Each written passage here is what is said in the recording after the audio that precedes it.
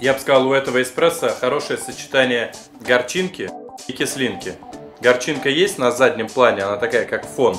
И кислинка, которая, в общем-то, не кричит. Кислинка уходит в горечь, получается такая еще очень хороший карамельный оттенок.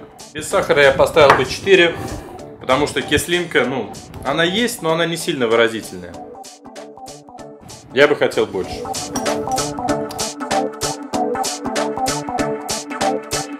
Да, с сахаром лучше. Это как карамель с добавлением какого-то такого сладкого вещества. Хороший кофе получается с сахаром. Чуть-чуть не мой профиль, поэтому 4,5. А чистый 4.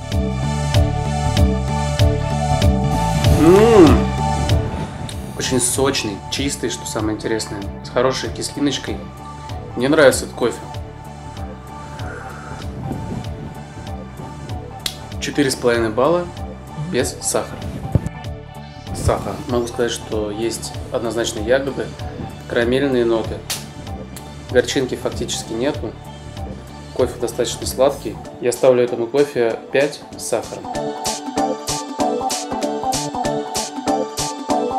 Интересный кофе, сбалансированный, кислиночка сдержанная, ровный, ничего не выпирает, ничего не вызывает вопросов.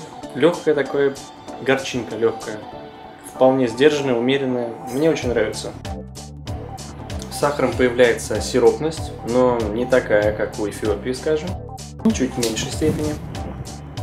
Все то же самое, сбалансированная картина, ничего не выпирает, легкая кислиночка, легкая картиночка. Очень приятный кофе. Я рекомендую вот такой вот эспрессо на каждый день. Поставил бы без сахара 5 и с сахаром 5, пожалуй.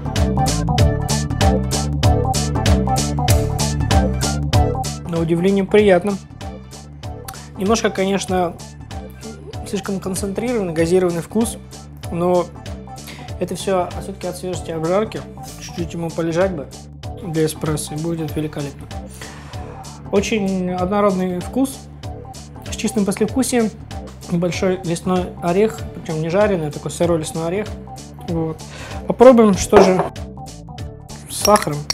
Сильно размешивать не буду, а то опять у меня сахар перебьет вкус кофе, что я не очень люблю. Все-таки сахар в данный сорт не очень перебивает, слишком приторный становится. И вот горчинку такого ореха он усиливает в конце. Сахаром не очень мне этот сорт понравился. Данному сорту кофе я хочу поставить такую очень интересную оценку. С сахаром, да, 3,75, а чистый я поставлю все-таки 4,25.